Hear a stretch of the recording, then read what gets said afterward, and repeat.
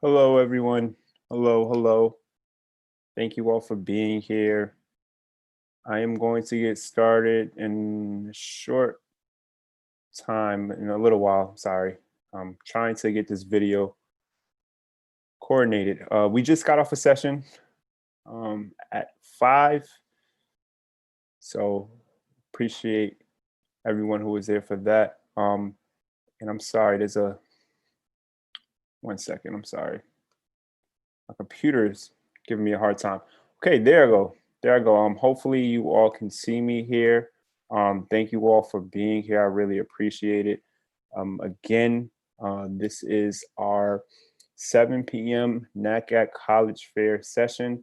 I'm going to try to keep this as condensed, I should say, as possible, considering how this is kind of a revolving platform. I have muted you all and turn your cameras off because I am going to be live streaming. We are going to be live streaming this session. And the chat will not be available on the live stream. So please feel free to engage with the chat. If you have any specific questions about anything, I will stop and kind of address your questions, right?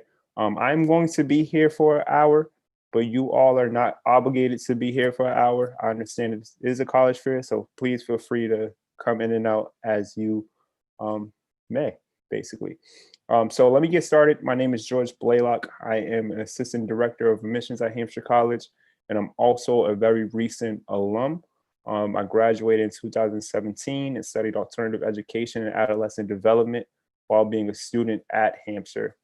And I am proud to say that I'm in my 3rd year right now within this position. I primarily work with Western Massachusetts students and California students, primarily Southern California students, but our team works collaboratively with each other. And we try our best to make sure all of the interactions are with counselors who will be reading your direct application, right? So we want to make sure that we are having direct communication, direct contact with the students who are applying to Hampshire. And we will try our best to kind of get you in contact with whoever is going to be reading your app or helping you with completing your app throughout the year. But please feel free to engage with me if you feel most comfortable doing so. And I'm also going to put in the chat just a few links about Hampshire College and about myself, really, just so you get to learn a little bit about who you are actually talking to today, right?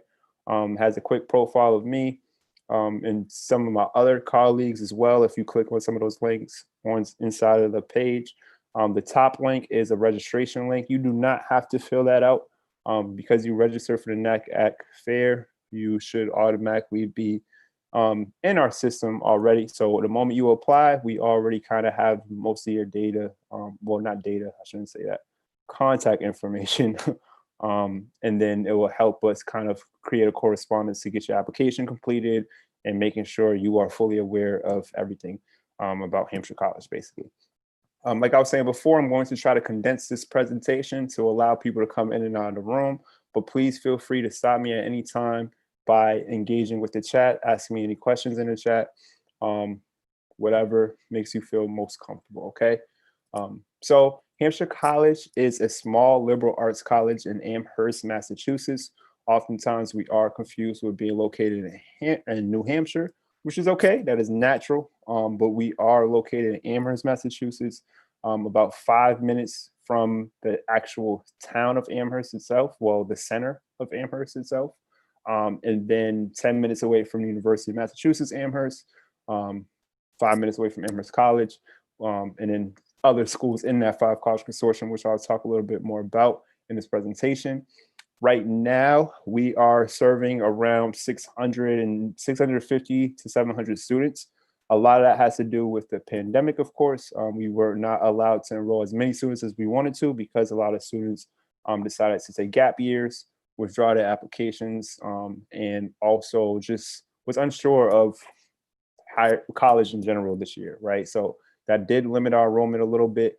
And also in 2019, us not taking a full class at that particular time to focus a little bit more on accreditation stuff and financial stuff also has us kind of recovering in some ways, right? But we do plan on getting back to the full capacity of around, excuse me, of around 1,100 or 1,200 students. So that means we will be enrolling about 350 students for the next 4 years or so, right? So 350 first-year students for each class is our goal. And that is going to be students from all across the country, all across the world primarily, right, for 2021 and beyond. I want to say that we actually are hybrid right now as well. We're one of the few hybrid schools right now. We do have a small community with a lot of vacancy at this moment, which has allowed us to kind of take on a very smart social distancing practices while allowing our students to still have those hands-on project-based experiential learning type environment that they apply to and what's promised basically. As you can see, our campus is in a rural area, and a lot of the on-campus classes or hybrid classes are held outside in some of these lawns that you can see in front of you and some other spaces on the campus. We do have, most of our campus is a farm, a working farm. We do have a lot of students working on that farm, taking classes on that farm when they study animal behavior and natural sciences, and also a whole bunch of other students in the labs, entrepreneurship programs, digital marketing and stuff like that. We also have a few remote students who are strictly taking online courses as well, right? And I think we will continue to keep some of this hybrid model, at least for the 2021 class as well, given that we don't necessarily know what the future really holds, to be completely realistic, right? And not necessarily in a negative way, but regardless of what happens, I think we're still going to start embodying some of these innovative ways to be a little bit more virtual and not depend so much on campus programming. With that being said, I want to kind of get into the application. And again, please feel free to kind of drop any questions in the chat if you want me to talk a little bit more in depth about that. I'm more than willing to talk about 2019, this incoming class that we had in 2020 and in 2021 as well. So feel free to ask those questions. So our application is a Common App application. We are a Common App school and will be found on the Common App. There is no other application outside of that. And we do have a fully free application, right? There's no hidden fees, no anything like that, right? It sounds like a salesperson when I say this, but our application is completely free. And it can only be found on the Common App, right? So any other applications you may see of Hampshire College is not on the Common App. It is not a Hampshire College application. I only say that to kind of reiterate the importance of the free application that we have, and we try to make it as easy to complete.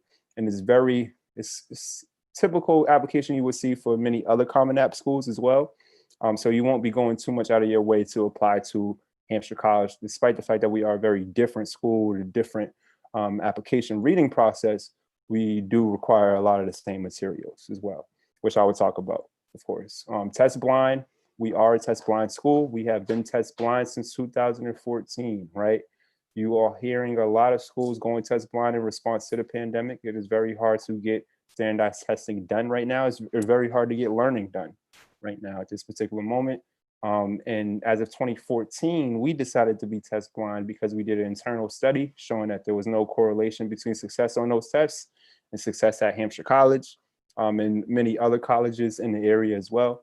And also there's countless other studies showing how they can be biased, right? It's mostly social or socioeconomic bias or cultural bias when it comes to the particular language or the particular resources you need to participate on test prep and all the other things that a lot of other school districts are not allowed to or not able to offer their students, basically, right? So we wanted to have as equitable process as possible and look at students beyond just those scores.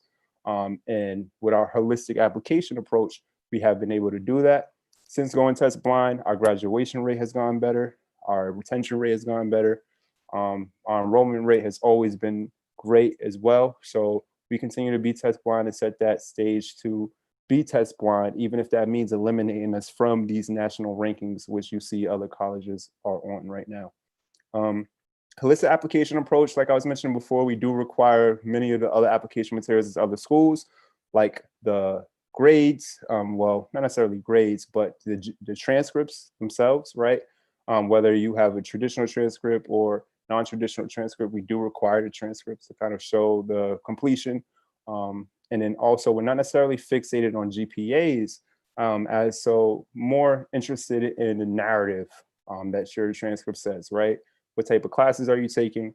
How do you bounce back from setbacks, right? What is your ability to be consistent, right? That is a great question. Right now, our average GPA right now at this particular moment is anywhere between 3.0 to 3.2, to be honest with you. We do get a lot of students in the 3.5 range as well, but as of right now, they do calculate the averages for the past 5 years, and it's been around at 3.2, 3.3 range. And that really has to do with the fact that a lot of students applying to Hampshire who genuinely want to go, right? It doesn't necessarily mean that they're not the top of their class. We don't get students, not necessarily mean we don't get students with 4.0s, 4.5s. We definitely do. But a lot of our students are students who just genuinely want to go to Hampshire, regardless of what system they come from or what background generally, right? So thank you for that question. I've definitely seen GPAs of 2.0s as well, right? 2.0s and 2.5s, right? And those things, although we're not fixated on GPA, and you can definitely get accepted with those GPAs, it can in some ways affect the merit-based scholarships, which I will talk about. Every student is qualified for a merit-based scholarship, and the dollar amount ranges depending on the quality of application, right? So although we don't necessarily have a minimum GPA or primarily focus too much on the average GPA, we do use GPAs to help us determine additional scholarships or quote unquote discounts when applying to Hampshire College or being enrolled at Hampshire College through the form of merit-based scholarships, of course. But long answer, less long, average GPA is around that 3.2 to 3.0 to 3.3 range, basically. Right. Thank you for that question. So that is pretty much it for the applications. Common App School with completely free applications, test blind school, no SATs or ACTs. Even if you send it to us on an accident, we still will not look at it. I apologize if you really were dependent on that. But we do take a holistic approach, right? So we do require the transcripts like any other school and want to see not necessarily the GPA, but also who, what type of student you are and what type of things you're interested in. We require letters of recommendation as well, at least two, either a counselor or a teacher, but you can get alternative forms of recommendations from supervisors, coaches, mentors. We accept all of those, of course. And then college essay, right? The typical college essay that you will send to any other school, you can upload it to the Common App, and it's usually transferable to any other school you apply to the Common App. We ask that you kind of share with us as well. So we can kind of get to know who you are, hear your story, right? We care a lot about the narrative that your application tells, as opposed to just the numbers and the data information that's on it, right? So that's where we're at when it comes to the actual application itself. And like I said before, we will be trying to enroll 350 students with the average acceptance rate right now of around 65%, 70% acceptance rate. So we are a narrative eval school, which basically means we do not provide letter grades for students. All grades that we provide are in the form of these evaluations, as you see here. I do have to let you know that this is an older evaluation, 2008, 2009 publishing date on it, and it doesn't necessarily reflect this current transcript, but the evaluations are exactly the same, right? The layout may look a little bit different and the criteria may be a little bit different, but the actual evaluation and process of writing a detailed information about the student's performance in the class is the same and has been the same since Hampshire's origin, right? I think every faculty member have their own standard as far as the length of the transcripts, the evaluations. Sometimes it could be a paragraph, sometimes it could be 2 full pages, right? It really depends on the type of impact you have in that type of in that class, or the criteria that the professor sets for receiving the evaluation, right? They talk about your performance in the class, what you do well, what you can get better at. They highlight specific activities that you did, the specific projects and papers and group presentations that you have done, right? You get the full scope of your development throughout that entire semester through this evaluation, and allow students to take a little bit more accountability for their work knowing that they won't be playing a specific numbers game or percentage game, right? I know plenty of students who come to Hampshire College who are not familiar with these evaluations at all, right? Some students do have the opportunity to experience this before. There's countless schools who do this from the kindergarten level that I know of, but a lot of schools, especially public schools, do not have this form, but yet these students still thrive at this school, right? With this system. I'm one of those students, right? So despite the public school system I come from, this process definitely allows for a little bit more accountability. And we also allow students to write self-evaluations, which allows them to self-advocate for their performance in the classroom and critique professors' performances in the classroom as well, right? And professors at Hampshire College are not guaranteed any tenure. They go through a 5-10-year reappointment process. And with students' consent, we can use these self-evaluations to kind of evaluate instructors' performances and to determine not only what course offers and offerings that they will be providing, but whether or not they'll actually be reappointed, right? So that is goes to show how student-driven Hampshire is. This is our divisional system. I won't spend too much time on this because you can see it's a lot of information. And please feel free to kind of, I'm gonna leave my email address here and I could kind of send it via email as well if you reach out to me. But the divisional system is kind of one unique thing about Hampshire College. Although we are a 4-year program and you will receive a 4-year Bachelor's of Arts degree from Hampshire College, being a liberal arts school, we do break it up into these 3 stages, right? The 3 stages is the first year is exploration, where you're asked to pick a seminar, rank them 1 through 4, and then intersect different interests. They're going to intersect different interests within those seminars, right? So even if you're environments and change, you may have a week where you're talking about the historical aspects within environments and change, or the artistic views within environments and change, and so on and so forth. Outside of that seminar, your advisor will help you choose all of the other classes, regardless of interest, major, all of those particular things. You have the full scope of the course catalog. You can choose whatever courses you want to take. And then we also have the 40 hours campus engagement learning activity, which is basically to get out of your room requirement, right? 40 hours throughout that entire year to kind of do something on campus, whether it's join a student group, go to certain events, concerts, be part of one of the sports teams that Hampshire College has, right? And we call that the get out of your room requirement, right? 90% of Hampshire College's dorms are single rooms. So it's very easy to isolate yourself. And we want to provide you an opportunity to kind of have some incentive to step out of your comfort zone a little bit, step out of your room a little bit, and engage with the campus. So that's really what that's there for. And also the networking opportunities that comes with it. And you'll put together a portfolio of all the things you completed throughout that first year, and your advisor will basically sign you off for Division 2. Once you move off into Division 2, you will continue that exploration, but your advisors will ask you to kind of get a little bit more specific with connecting those specific classes, right? So you're not just taking classes for the sake of exploring and figuring out what you want to do. You're taking classes to figure out how can you connect this particular interest with this particular issue, or so forth and so on, right? A lot of students do a lot of outside of the classroom learning around this time. Keep in mind that this is a 4-semester process, so you have plenty of opportunities to do internships, field studies, study abroad, research assistantships, some of the 5 college courses, which I will talk about as well, right? So many different things you can do outside the classroom just as much as in the classroom. And your advisors, which you will have 2 this in the Division 2 year, will encourage you to kind of step out of your comfort zone a little bit, step out of the classroom a little bit, and point you in the direction of some opportunities that will be directly relevant to what you're thinking about pursuing or what you are already in the midst of doing already, right? So that gives you an idea of Division 2. You'll also have the community engagement learning activity, which is similar to the campus engagement learning activity, but it will be challenged to work within a community, whether it's a community that you're familiar with within your own hometown, or a community in the Pioneer Valley, or community you are introduced to during study abroad or internship, right? Some type of community engagement for 40 hours throughout that entire 2 years, right? So a lot of students exceed that within their first year or maybe their first semester or 2 semesters, right?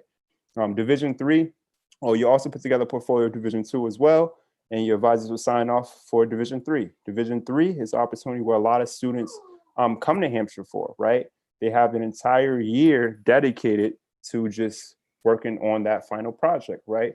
Whether it's them doing a whole documentary or do a whole art gallery or installations or spending entire 2 semesters on creating short story novels.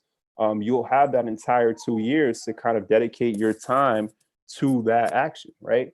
It's very important for students to know that you will have advisors who will be helping you and supporting you throughout that's 2 semesters and that year, helping you with time management, meeting you on a regular basis, and making sure you are sticking on track, right?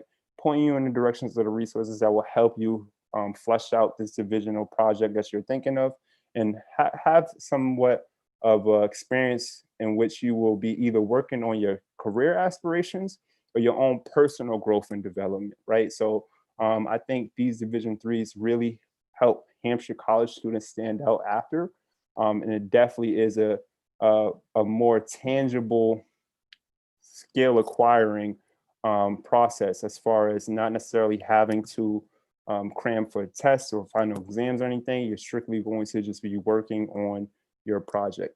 Outside of working on your project, we ask that you complete 2 advanced learning activities. Those 2 advanced learning activities will be helping you with your project. You could either be a teacher's assistant for one of the classes that you took before, or a class that is directly related to your project, or you can take a Division three workshop, which is primarily a class that meets maybe once a week for 3 hours, and work directly on your project, right? Whether you're getting feedback on it, talking to people, or doing similar projects as yourself, right? Being in a round think tank of like-minded people, right? Or people who are trying to innovate something similar to the discipline or issue that you're trying to approach as well. So those are the only 2 obligations you have outside that project. But like I said before, you're going to be prioritizing a project over mostly everything else outside of your own other social development that you're going to be doing outside of academics. And then also it's important for me to let you know that a lot of faculty members are going to be kind of helping you find ways to present this project afterwards.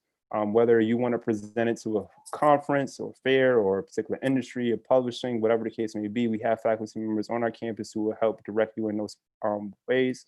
And we have dozens of different symposiums on campus and in the area that can help you present and publish your actual project, dissertation, whatever the case may be, right? So it is a really cool process to experience. And like I said before, it's something that can help you with career aspirations and your own personal aspirations, regardless of what that approach is for you, right? So that's the division in a nutshell. And please feel free to reach out to me directly if you want to hear more information about different Division threes. Some of the more mainstream ones, the Duolingo app, for example. Someone used their Division three in graduate school to help them start the Duolingo app, or at least the business side of the Duolingo app. They weren't necessarily an app developer. They studied economics and business here at Hampshire College, and used their Division three to kind of create the template for Duolingo's business model, basically, right? So they're a co-founder of Duolingo, and they're now on our board of trustees as well. We also have the Stonyfield Farm Yogurt Company, one a very popular organic yogurt company, started as a Division three. A student was working on their Division three on the Hampshire College farm, creating organic food products, and helped created one of the most popular organic yogurt companies in the United States, really, right? So you have that. And then also you have 7th Generation Cleaner Products, right? 7th Generation Cleaner Products was actually started by a second or third year student at Hampshire College who was using this as a proposal for his Division three. And then the business blew up so rapidly that he actually had to leave Hampshire during his Division three to kind of continue on the business, and end up coming back years later, right? Well into his 40s or 50s, I think, to complete his Division three. But he created a business basically before graduating, and Hampshire College just kind of nodded to him and say, you know what, that's a Division three in itself, right? So you have different forms of Division threes, different careers, like I said before, different people who kind of came out of Hampshire, who kind of got their lives really started on that Division three process, right? And I'm more than willing to talk about more at another time. And then also, the 5 College Consortium is something that is very, very popular at Hampshire College. Like I said before, the Division three definitely makes us unique, but the Five College Consortium definitely helps us stay unique, right, and be a lot more competitive in that higher ed landscape. Five College Consortium basically is these four schools: Amherst College, Mount Holyoke College, Smith College, and UMass Amherst, got together around 1965 to help found Hampshire College.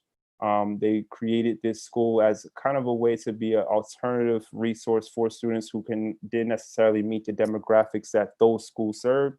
A lot of people know UMass Amherst being the largest flagship school here in Massachusetts, flagship state school here in Massachusetts.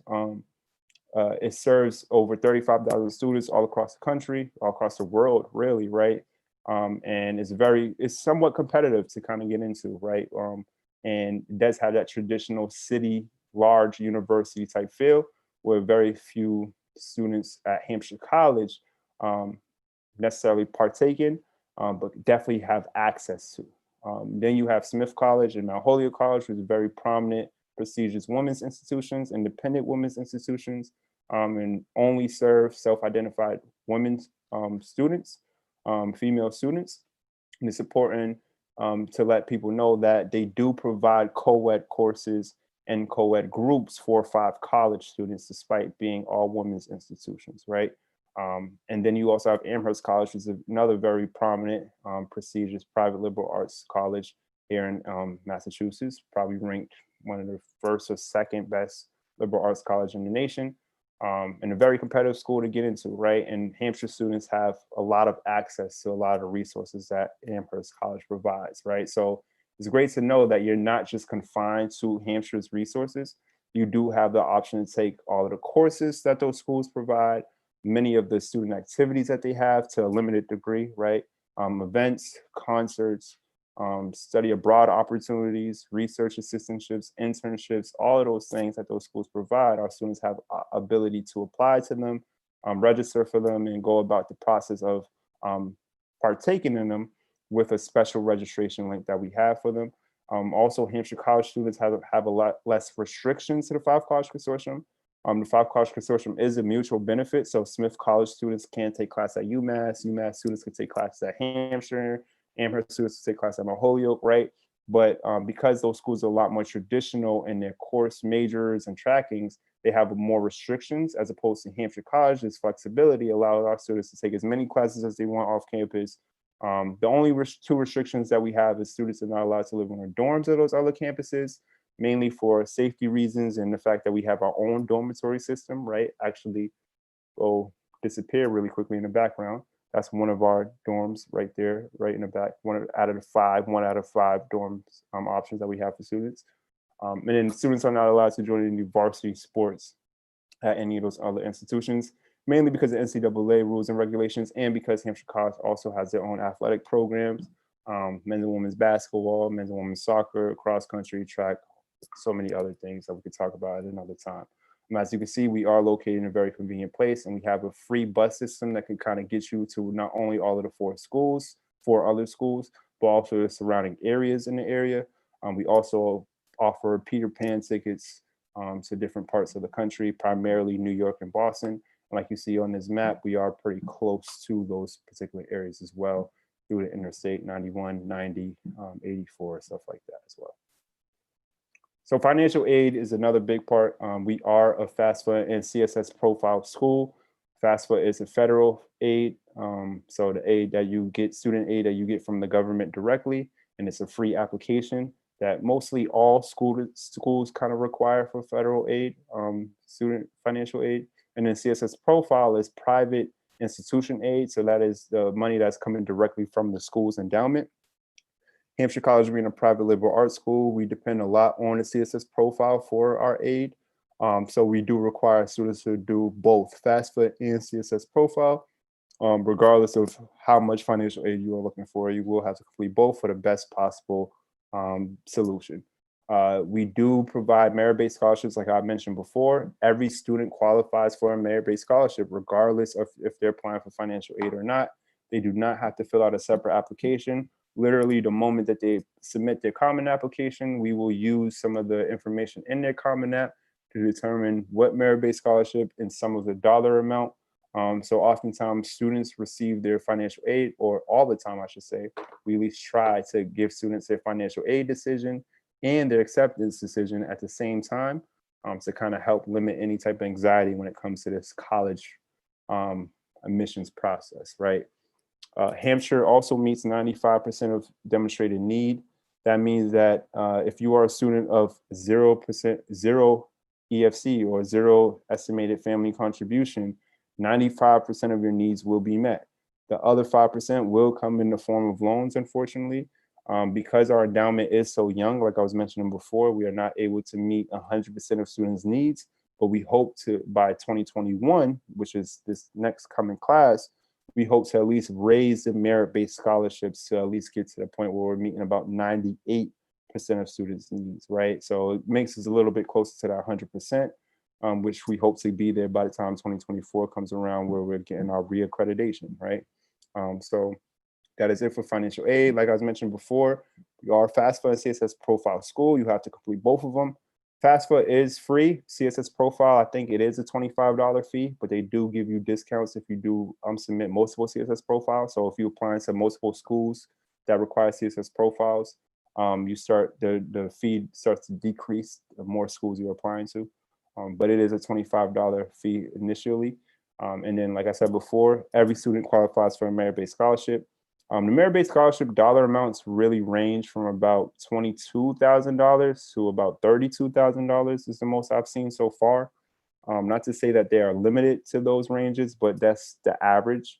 And every student qualifies for them. And they are renewable for all 4 years, as long as you keep good academic standing for all 4 years. And like I said, 95% needs met as of right now. And then hopefully by 2021, we are able to raise that merit-based scholarship so we get able to meet at least 98% need. But right now, that's only in conversation, not necessarily a policy in place just yet. So that's pretty much it for our session. I was hoping that I wouldn't take too much time talking to allow some more time for questions, if so. But please feel free to reach out to me on my email. That is okay too. I also want to save some time for people to see other sessions from other schools if they need to. But for the time being, you can always follow us on Instagram. You can follow us on Facebook as well. We just started a Twitter account as well. And we will be doing Snapchat soon as well. We are going to be providing virtual tours with a Snapchat or Insta story type model, right? Where you're just kind of clicking through videos as opposed to watching one long video of a tour. For the time being, you can go to our website and find a virtual tour. We kind of give you a sky view of our campus. The virtual tour was filmed right after we went remote, so around April, I would say, early April. And so it looks completely isolated at that time. And we're currently working on a new virtual tour that will allow campus reels, which will be basically kind of like Snapchat. You just kind of watch quick 10-second videos of different spaces on campus, and people kind of, you just tap on them and to move along, as opposed to, fast forward and bookmarking and all that other stuff. And so far, we are going to be continuing this virtual recruiting process for as long as we can. Even when we go back to hosting visits on campus, we're probably going to have some type of virtual aspect to the recruiting, just because it's such a great opportunity to talk to people from multiple coasts at one time, right? Multiple time zones, regions, all of those things, right? So we will be doing that. Please feel free to go to our website to sign up for a virtual info session if you want a little bit more of an intimate presentation style, where you get the opportunity to talk to a current student. You get the opportunity to talk to more counselors, if not just me, right? And then actually see a video of Hampshire College and a few more things that the platform will allow us to do. And then also you can go check out that virtual tour that I mentioned before, but be on the lookout for the new virtual tour that we'll have up probably by the beginning of November, end of October, most likely. So yeah, thank you so much for joining me. I'm going to be here for another 20 minutes or so. So please feel free to leave questions in the chat if needed, or please feel free to step out if you have to check out another session. That is okay. You can also email me at any time. We will be available. Like I was mentioning before, I do work with Western Mass and California students, but I'm more than willing to talk to any students available. I'm also a James Baldwin alum. That is something that I didn't necessarily highlight before. The James Baldwin Scholars Program is a program primarily for first generation college students and students from under-resourced backgrounds and underrepresented backgrounds, right? So depending on the particular school system you come from, particular racial or ethnic identity, the first gen status is the main part of that criteria. So if you are the first person in your family to be going off for a 4-year degree, even if someone in your family already acquired a 2-year degree, if you're going for the first one going for a 4-year degree, you are first gen. Even if you had an older sibling who completed a 4-year degree, you yourself, if it wasn't your parents, you yourself is considered a first gen, at least in our criteria. I mean, you can apply to the James Baldwin program.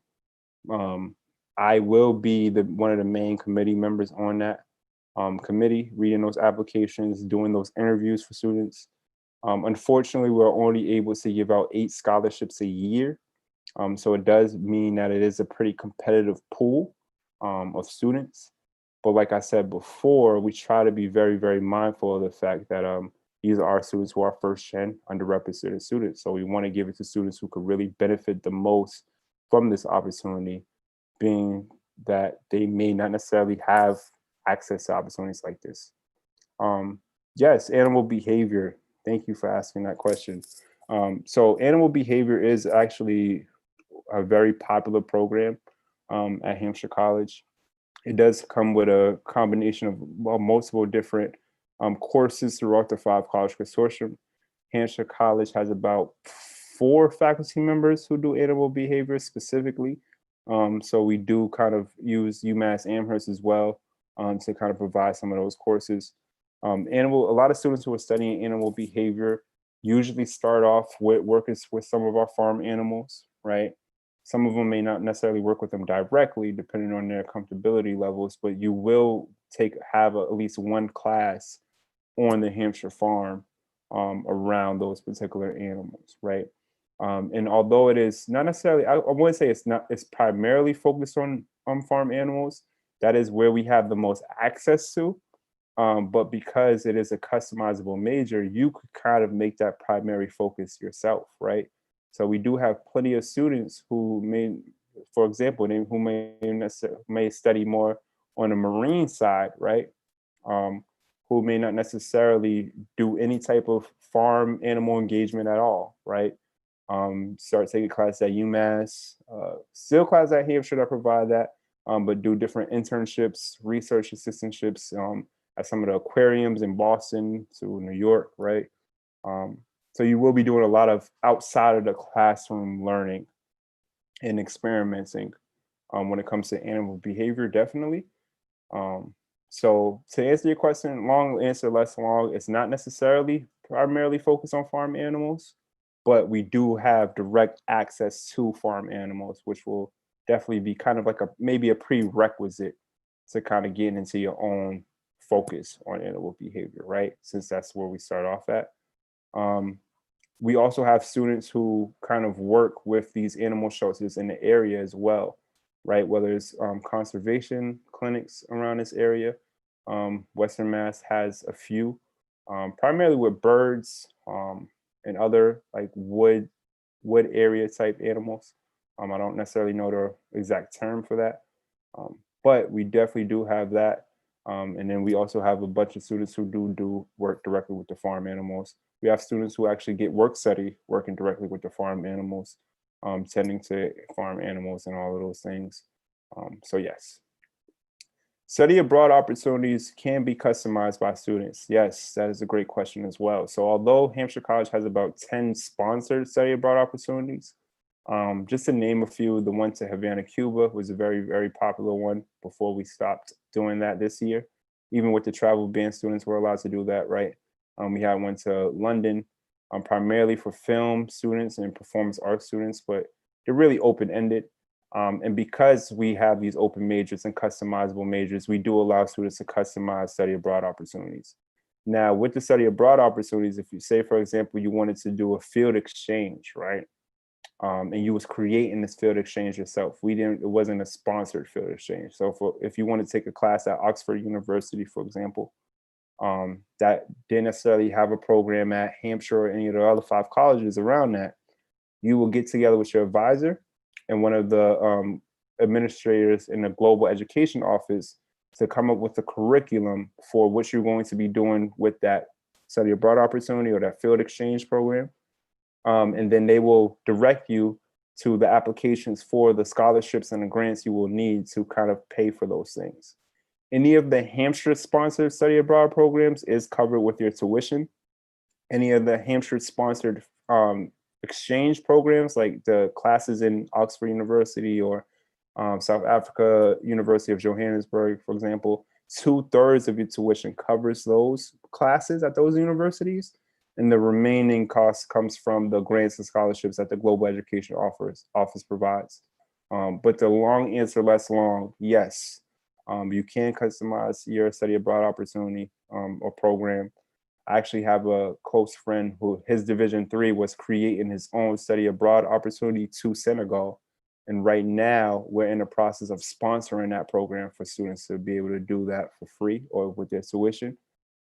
His family's originally from Senegal, although he's from Connecticut, and he's a James Baldwin scholar. And he did every single summer he would go to Senegal either on a summer internship or exchange program, or it started with just him visiting family, and it turned into summer internships, exchange programs. And in his Division 3, he wanted to create a whole curriculum, program proposal for that study abroad program and dedicated his entire senior year to it, fully credited. And yes, so yes, long answer, less long, you can create your own study abroad program. And we have had students do that, whether it's on a smaller scale, was creating just an independent study to go study wrestling in Japan, right? To a larger study, what is actually becoming an educator in Senegal with the one I talked about with the Division 3 student, right? So there's multiple ways to do that. You'll have an advisor, a whole chair of advisors, and a global education office that will be assisting you in that process, and will be helping you direct you to the funding that you may need if they aren't sponsored by Hampshire already, right? So thank you for asking that question. But yes, you definitely can do that.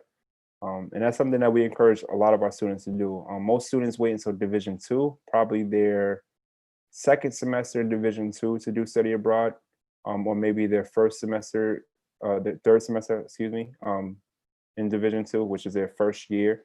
Well, their first semester in the third year. I'm sorry, it's all confusing. So their third year, either by their third year or the end of the second year, they would study abroad.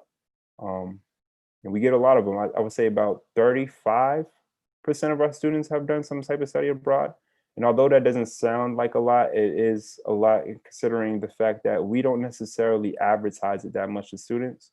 We don't have it as a recommendation, not necessarily a recommendation. We don't necessarily have it as a requirement, because we understand that not every student has the accessibility to kind of do these study abroad opportunities, right?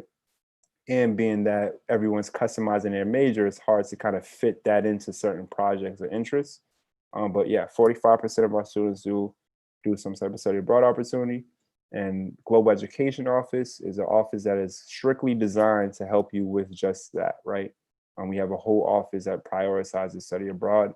And with the help with the Career Opportunity Resource Center that we have as well, Advancement and Alumni Networks helps with offering study abroad opportunities for students, right? Where alums literally who are studying, alums who are doing independent studies in Ghana, for example, or New Zealand, or whatever the case may be, have offered to pay for students to come help them with their research, right? So there's so many different study abroad opportunities, so many different ways, and we allow our students to create them as early as their third semester at Hampshire College, fourth semester at Hampshire College, or third year, so yes, definitely. Yes, thank you so much. And again, feel free to reach out to me directly if need be.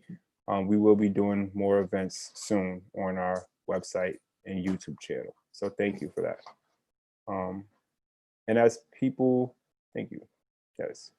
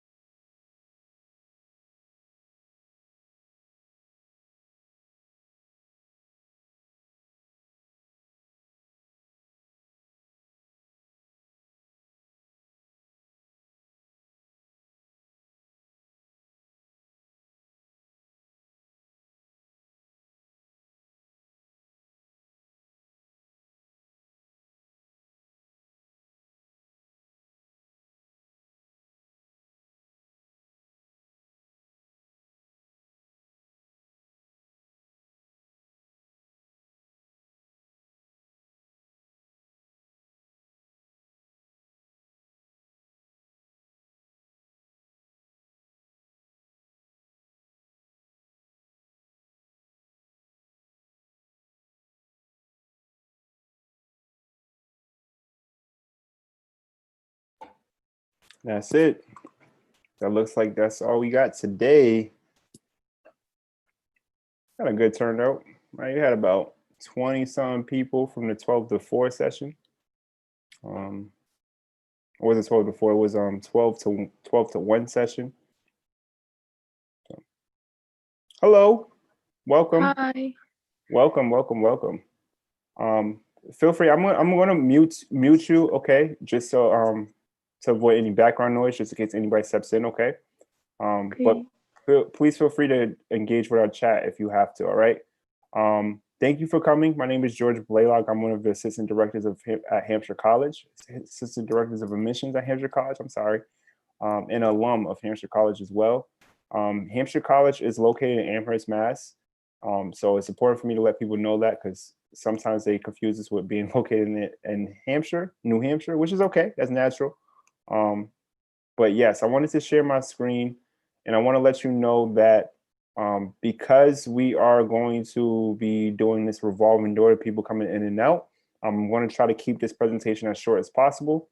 But please feel free to engage with the chat as much as you need to, okay? Whether you want to ask a specific question, whether you want me to stop whatever I'm saying because you can't hear me, feel free to put it on the chat as whatever you need to.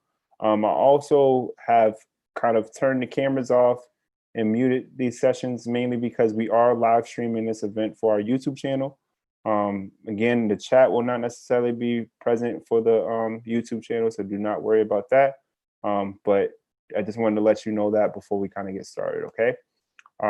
Hampshire College, like I was mentioning before, is located in Amherst, Massachusetts, and we are a small private liberal arts college that offers a bachelor's of arts degree. And right now, have a goal of reaching about 350 student enrollment, right? So we want to accept, of course, we want to accept more than 350 students, but we are going to try to enroll at least 350 first-year students for 2021. 2022, 2023, and all the way up to at least 2024, right?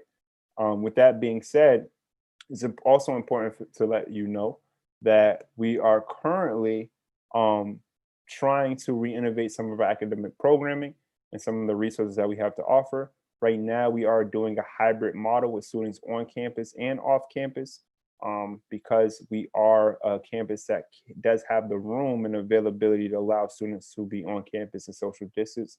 90% of our rooms are single rooms, so you will be guaranteed a single room pretty much every single year, unless you request a double. And I think for the next 2 years, we're going to not allow students to request doubles just for the sake of health and safety, of course, until we get back to some type of quote unquote normalcy, right?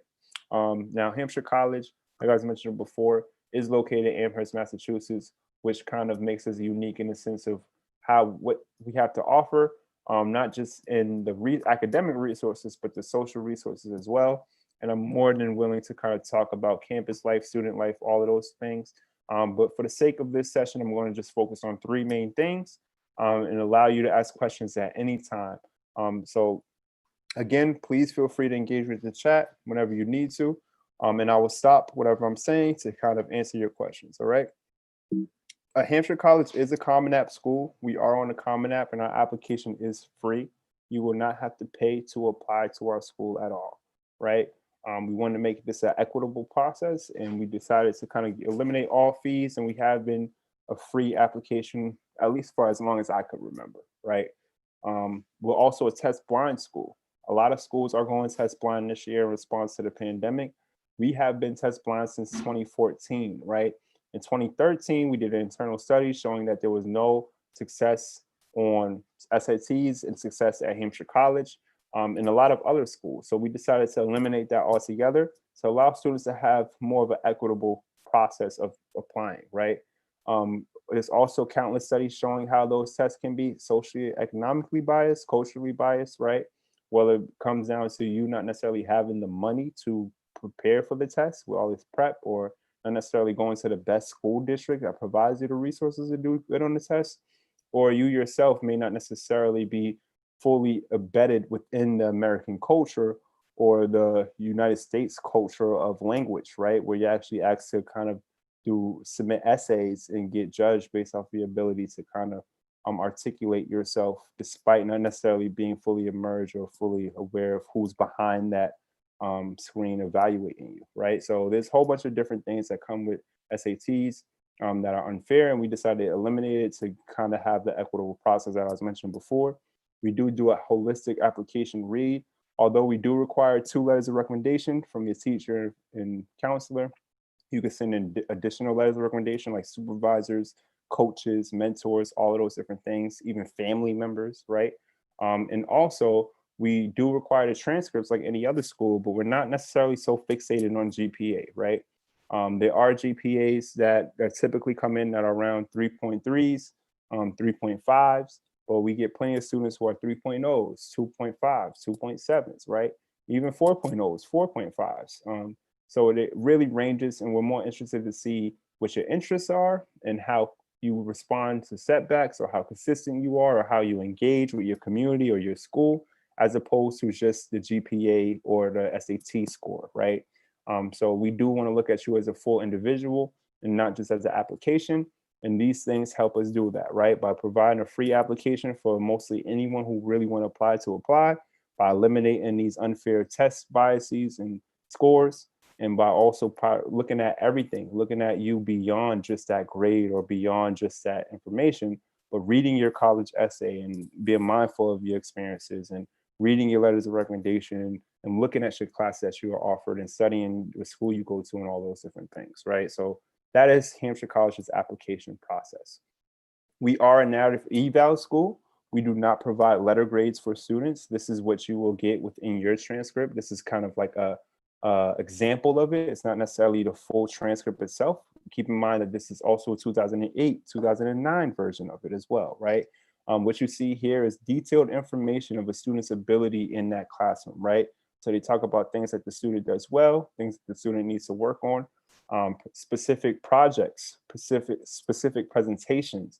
A lot of the things that you've done throughout that entire semester will be put into this narrative evaluation. And the narrative evaluations really range depending on the faculty member. Some faculty write narrative evals that are only a paragraph, some write them 2 pages, right? It really depends on the type of impact and relationship you have with that faculty member, the type of criteria that that faculty member sets in order to even get an evaluation, and the type of course load that that class actually requires from you, right? So that's what's going to determine your eval. If you get an evaluation, you do pass the class. If you don't get an evaluation, you automatically fail the class. So it's very important that you get your evaluation, even if it is only a paragraph, right? So yeah, that kind of gives you an example of what it looks like. And it really helps to take a little bit more accountability of your work, being that you're not necessarily playing the numbers game or the letter grade game, where you kind of know what percentages is homework, participation, all those different things, right? You kind of constantly have to be aware of your participation and how you're going to be evaluated, but not necessarily focusing too much on the evaluation, more so using the evaluation to kind of get better, right? And to continue to develop into either a learner or just a person that you want to be going forward, right? We also have a divisional system. Although we are a 4-year program, and you will be given a 4-year accredited bachelor's of liberal arts degree from Hampshire College, we do break it down into 3 different divisions, right? Or 3 different stages. Division 1 is the exploration. We get rid of all your general ed requirements. There's not a specific math, science, English, history that you have to take. You could take pretty much whatever class you want to take from the moment that you enter Hampshire College. The only mandatory thing that we ask of you is that you choose one of these 4 seminars. The seminar is going to help you intersect different interests within it, right? So even if you take environments and change seminar, you will be asked to kind of incorporate some forms of art into it, history, all these other things that may not necessarily be associated with environments and change. So Hampshire College currently has about, I want to say, over 12 buildings. Each building is either the academic spaces or the specific dorms. We have 5 different dormitory, not necessarily buildings, because there's different buildings in each dorms, but 5 different living areas. And then there's about 10 to 15 different houses or mods or buildings in those different areas. So that in itself is over like 20, 25 buildings, technically. But I would say overall, we do have anywhere between 10 to 15 buildings as far as with the schools, the academic programs, classrooms, library, all of those different things. As far as experiment college, when you hear the term experiment college, that really means colleges that are allowing you it means two things really. It means colleges that are allowing you to experiment, right? Where they're either allowing you to explore different options, take different classes, customize, and necessarily declare one specific major and sticking to that one specific major, right? That's one form of experimentation, right? It's the full exploration. And the other form of experimentation is the actual experimentation, literally, right? Where you're going to be spending a lot more time outside of the classroom doing experiments, getting experiences, being hands-on with things, as opposed to just listening to lectures, as opposed to just sitting in the class doing homework, doing essays, doing quizzes, tests, and stuff like that, right? So there's two meanings for experimental colleges, and we mean both of them, right? Whether we're going to allow students to explore and to try different things, and we're going to allow students to experiment when they're actually in those classes and when they're actually trying those different things, right? So thank you for that question. So it really depends on what the school is kind of advertising as experiment, but we mean both, right? As far as full exploration and experimentation and the actual physical form of experiment, and right, being in the lab, being in the studio if you're someone interested in music and dance, being on the farm if you're someone interested in animal studies and behavior and stuff like that. So it allows you to kind of really explore. Thank you so much. Thank you so much for being here. I appreciate it. And feel free to head out whenever you need to, or connect with me later if you have to. Thank you. Yeah, that went well. I feel like we have a lot of people coming in and out of these sessions. Like I was saying before, we have, and I'm talking to the stream right now. I don't even know if anybody on the stream, but we have about like 24, 25 people this morning. And now this afternoon, we only had about 9 to 10. This session had about 4 or 5, really 3, because the one person just came in and dipped out. So yeah, the evening sessions ain't really popping like that, to be honest. I feel like we really get more traction during the daytime. It's understandable, even on a Sunday, right? Like people are doing things on Sundays, right? People are actually chilling, hanging out, enjoying their Sunday. Or at least I would hope so. I would hope you all are enjoying your Sundays.